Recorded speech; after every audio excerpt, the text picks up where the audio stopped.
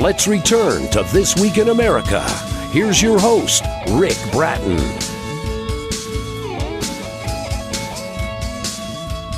Welcome back, everybody. Coast to Coast, This Week in America. Struck down with a cerebral hemorrhage and declared dead at age 38, Richard Burns regained a life. Live or Die, A Stroke of Good Luck is the story of his resurrection. His memoir is an inspiring, wonderful tale of survival, how he regained consciousness and a life, the wise and witty story of his long and slow recovery and resurrection, a story of hope and practical advice for the victims of any serious illness and their families, also about what he learned from the ordeal and how his life and values changed for the better with each step of his recovery. Richard is a retired television and advertising executive with over 40 years of experience in management, sales, and promotion for television, advertising, and public relations. Recognized nationally for his expertise of retail marketing through television advertising, an original madman. He played an instrumental role in the development of some of the most memorable advertising campaigns and cultural icons, including the Fruit of the Loom characters, the smile on the PSA, Pacific Southwest Airlines aircraft, and created Woodsy the Owl for the Forest Service. He's received numerous community and professional awards, recognized for his work with several philanthropic and operating foundations. He's the author of numerous business and newspaper articles, holds a BA in economics from Stanford, currently resides in Carmel, California. Live or Die, A Stroke of Good Luck is his first book, and Richard Dick Burns is our guest on This Week in America. Dick, a pleasure to have you with us on the program today. Thank you. Glad to be here. Also, would you let me meet this guy? He sounds interesting. He really doesn't. I'm looking forward. I'm going to have the pleasure of meeting him here in about 10 seconds, and I'm really looking forward to this. There's so much in your background. We'll do the advertising at a later date and sort of touch on that maybe through the program. But this book, Live or Die, A Stroke of Good Luck, this really is a book about survival, isn't it? There's something there for people who are suffering what you did, and family members and friends who go through that same process. This is a book of survival. Yes. Talk about that, because it is almost what sort of a roadmap that people can use to go through the recovery process. Let me put it this way. It's supposed to be. Number two, I will say one phrase that it closes the book. This sums it all up. Just remember, it's not how you handle something, it's what you do with how you handle it that counts. Well, that is so powerful. I mean, what you went through at age 38 and basically being left for dead. You're decades older now, and what a great life that you've had. Let's go back to what happened at age 38, a very young age. I understand what you're in for surgery. How did this whole thing take place in the first place? I believe it was the first Super Bowl, and we were at a party. And I leaned over a balcony, and my glasses fell down and broke. To get them fixed, they discovered I had I'm trying to remember the name. End result, they had to operate on the eyes. It was a detached retina. They had to operate on the eyes, and they turned the eye over, and they did something. And a week later is when I had the stroke, the hemorrhagic stroke, and that was it, baby. Until the next morning. Scared the hell out of them when the sheet moved. You talk about this so well in the book, and you're sort of living the experience through you. Talk about that when you regain your consciousness and you find out that you are not really, I mean, you're there, your mind is fine, but you're really not able to interact with these people, are you? No. I couldn't talk or walk for like 4 or 5 years. I bounced off things. I made it work. This is why the book, it's a motivating guide to recovery. Yes. It's a story of hope and survival, period. And sure, it was tough. You suck it up and make it work. That's what life's all about. Well, yeah, and if you look at this now and you go, boy, he's had a really successful life. He's doing well. He's written this book now. You mentioned the years that you were not able to walk. In fact, you say in the book, you're down, you're depressed, you hurt. You think maybe if I had a gun, I'd use it. Talk about that state of mind and then getting out of that state of mind, which you were able to do. This was the third hospital. It was 1969, and I was feeling rather despondent because they had to take care of an operation, and it had to do with other parts of the body. And I said, if I had a gun, I think I'd shoot myself. And a voice came to me, and it said, if life is worth living, then the words are not quite the same, but suck it up and make it work. Yes. We've been talking ever since. I have a whole chapter about this. You know who the voice was. I needn't go further. Well, yeah, in the book you will find, I mean, such a remarkable story. It's by our guest on the program, Richard L. Burns. The book is Live or Die, A Stroke of Good Luck. His website, excellent website, a lot of great information there, is astrokeofgoodluck.com. Book is published by Author Reputation Press. You'll find the book there as well, all of the usual places as well. And it's interesting because if this happened today, it probably would have had a different outcome and a quicker outcome, wouldn't it? You were right at the ground floor of how you deal with something like this. So you're there with doctors that really were sort of trying to figure out what to do because there wasn't much of a track record there. None. They threw up their hands after doing everything they could, every test. Everything that the books say you're supposed to. If you remember the old days of FDR and so forth, he died of a cerebral hemorrhage. And most people did.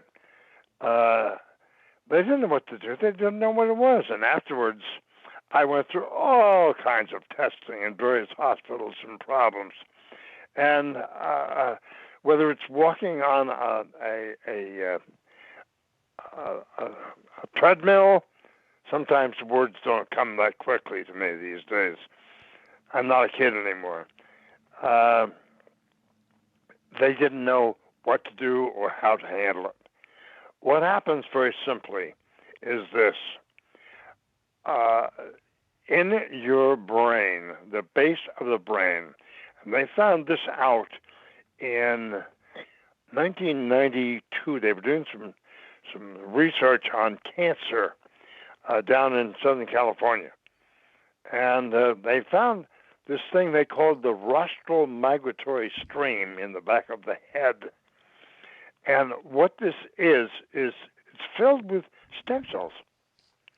And these stem cells turn into neurons through the magic of your body, and they race around the body to the areas that need help, become the cells of that part of the body, and correct it. It takes time, and it takes you. You have to work at it until you're tired of it, and you do it over and over and over and over again until all of a sudden it works. Then you move on to the next thing. This is the secret I discovered. You work on one thing at a time until that is done. For instance, I could not hold a glass of liquid in my right hand, or left for that matter, for 10 years. I couldn't eat properly for 25 years. You just work at it until you make it work. And once it works, you move on to something else that is a problem. This is a secret. Most people don't take the time. I found out what works and what doesn't work, and now doctors I spent 20-some odd years running around the country, the hospitals and doctors and survivors all over. And I learned all these things by working with these people. And I ended up teaching the doctors something. They learned, and I learned from them, and they learned from me. It was something very special. I'm very grateful and so forth that I can do this. I learned how, everything, I was a spoiled brat. I was very successful. I had all kinds of money, all kinds of power, everything. Then all of a sudden I had nothing. And I made it all work. It took time. 50 some odd years, all told, since I died. And it's worth it, believe me. And here I am at my sweet young age, and I'm having a ball. Well, and you really are, and helping so many people. Do you mind telling us your age? Because we were talking before the show, and I want to see your driver's license and make sure you're not adding 20 years to it, because you sound much younger. How old are you now? 90.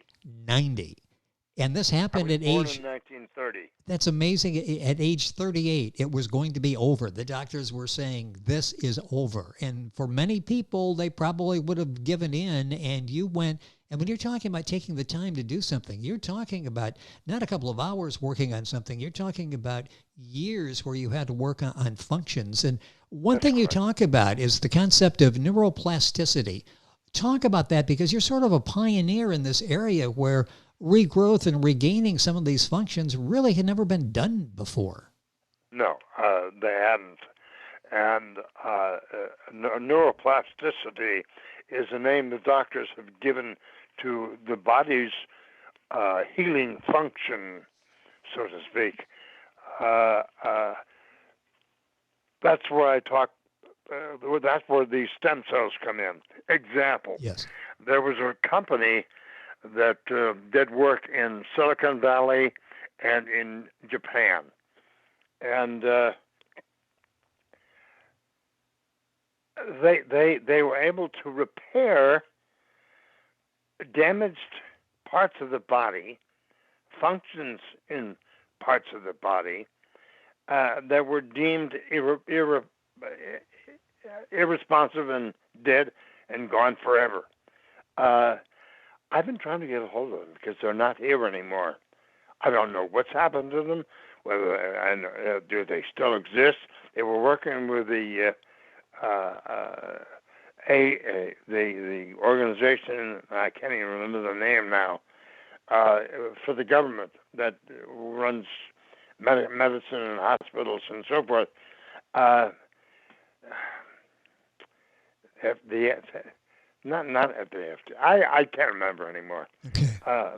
That's one thing that hasn't completely repaired. It takes me sometimes hours, maybe even a day or so, before I remember something. So this is so tough. You suck it up and make it work.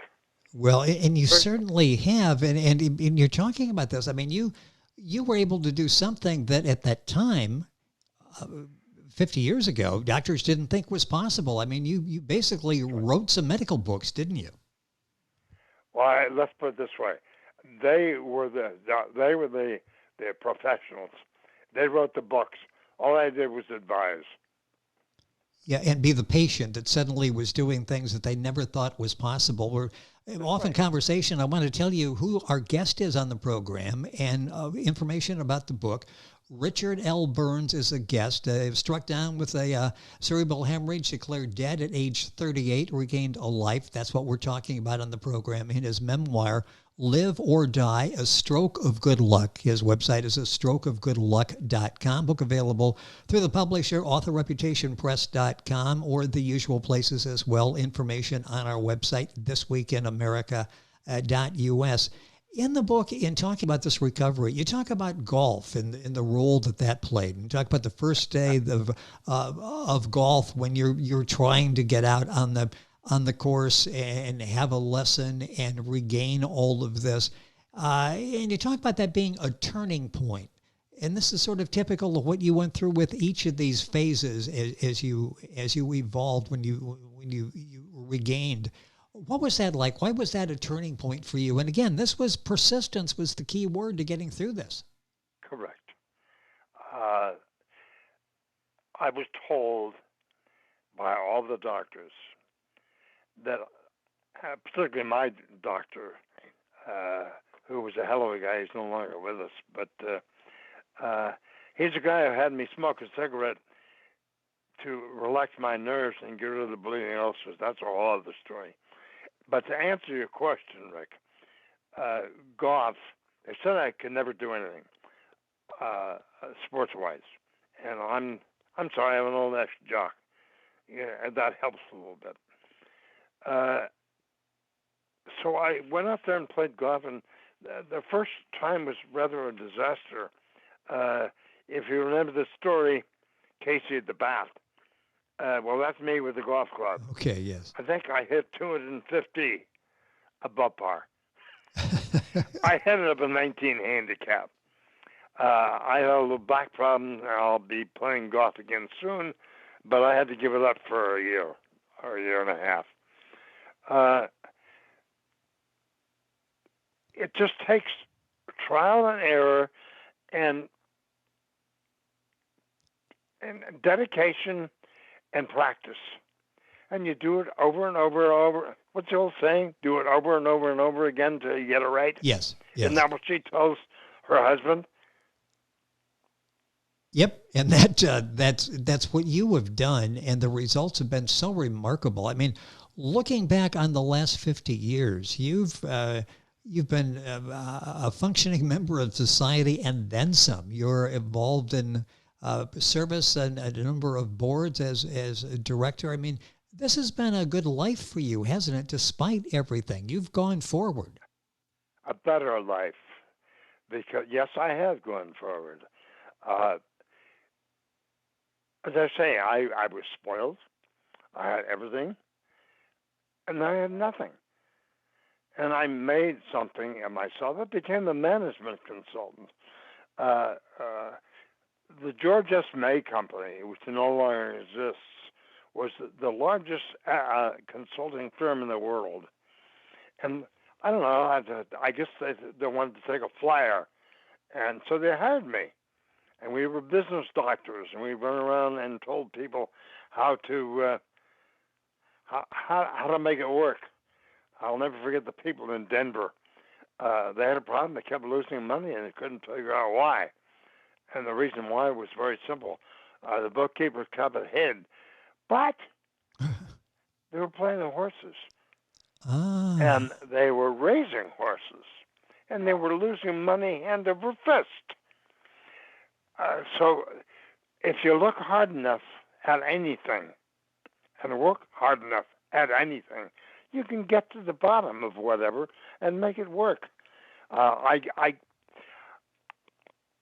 thank the Lord I was able to talk to people and to help them with their lives, whether it's managerial practice, supervisory practice, whatever it may be. And incidentally, sometimes I still slur my speech a bit. I apologize. But this is better than not being able to speak at all. Well, it certainly is. No apology is necessary. The words that you speak are so powerful, and you've helped so many people. Those that have suffered from cancer, heart attacks, other diseases can relate to what you've gone through to an extent. Maybe not what you've gone through, but it's a setback, and they have to deal with challenges. And family members, and talk about the importance of that, of having friends and family and people that are there that sacrifice so much to work with you and with other people. This is one of the important things that I try to imbue with patients and survivors around the country. Their families had to sacrifice a heck of a lot, yes, and put up with a heck of a lot. They want to help you, but they've got interests and problems too, and you've got to understand that. And if you make yourself, as you try to understand others, they come to understand you better. It just works this way. I found out for 20 years running around the country with hundreds of people, survivors, patients of stroke and heart attack and Alzheimer's and other diseases. I could list them all, cancer or whatever. Family is so important because they're the ones backing you up. My business partners, when I got sick, didn't want me around anymore because I embarrassed them with the slurred speech and all that kind of thing. So they blackballed me in the industry. I had to get to work elsewhere. Well, I found out how to get to work elsewhere. Even if it meant cleaning toilets and taking fruit in the fields, whatever it took. I had 3 kids and a wife to support. Well, it's such an inspirational, powerful, motivating story, and it's a great read of what all Richard went through. Again, 38 years old, just at the pinnacle of the advertising career, as I say, a madman before we even knew most of us knew what the expression was. And all of a sudden, he's being told brain dead, and we don't think he's going to make it. In fact, we're pretty sure he's not going to make it. You've got a quote in the book. I've got a minute or so left in the program. The brain was inching forward in some sort of recovery mode, and I knew I could make it all work for a new and improved version of me. Talk about that, because you really not only physically went through a transformation here, it sounds like emotionally, mentally, you also went through, from a personality standpoint, went through a transformation. Rick, every step I took to improve myself, number one, ended up improving things for others. And number two, as I improved things for others, it came back. What you do for other people ends up helping you. This is why there are nonprofits. This is why there are organizations in this country that make it work for those of indigent means or whatever problem they have. They learn the hard way just as I learned the hard way. And it is so gratifying. I am so much a better and happier person now than I was. It's just amazing. And when you see what it does for others, it makes your life worthwhile.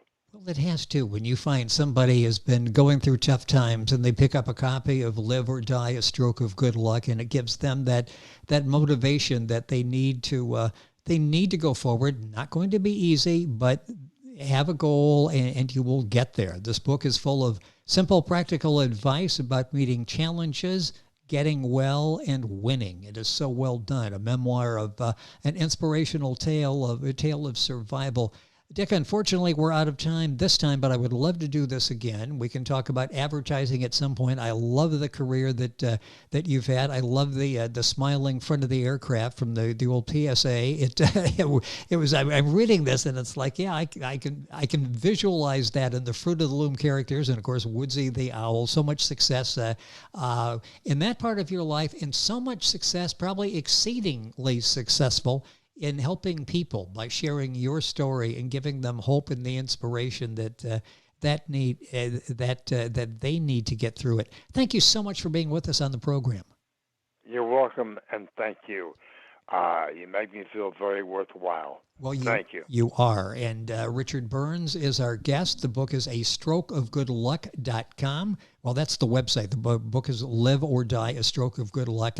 Information at his website, astrokeofgoodluck.com. Also from the publisher, authorreputationpress.com, the usual places as well. And, of course, information on our website, thisweekinamerica.us. We're back on today's program after these messages. This Week in America is online. You can visit our website, thisweekinamerica.us. Scott Pinkerton, associate producer of This Week in America. Jay Anderson, segment producer. Ben Watson, webmaster. Otto Bechet, director of engineering and TV production. This Week in America produced and is a trademark of Blue Funk Broadcasting, LLC. For information on all of our guests and to listen to this week's show, our website again at thisweekinamerica.us. And I'm Sean Bratton, executive producer of This Week in America.